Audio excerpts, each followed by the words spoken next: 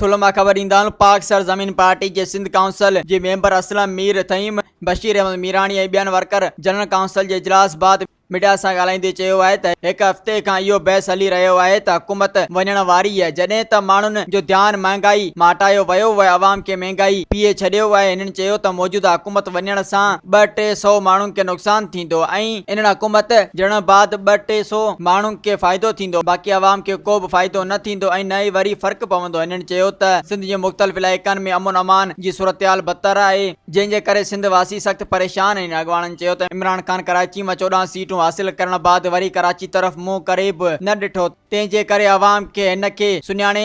हिन वधीक चयो त रोटी कपिड़ा ऐं मकान जो नारो लॻाईंदड़नि बि इन्हनि खां मानी जो गिरह बि खसे वरितो आहे। अॻवाननि वधीक चयो त कल्ह जे तंज़ीम जो हैदराबाद में ॿीहर ऑफिस खोलियो वियूं छा इन्हनि माज़ी में लाशनि जी सियासत न कई। हिननि चयो त PSP मुल्क जे समूरनि क़ौमुनि जी पार्टी आहे जेका ईंदड़ इलेक्शन में पूरे मुल्क मां उम्मीदवार बीहारींदी। मज़ीद ख़बरनि ऐं तफ़सीलात लाइ विज़िट कयो असांजी वेबसाइट www.awamiNewsHD.com ऐं ॾिसंदा रहो अवामी न्यूज़ HD।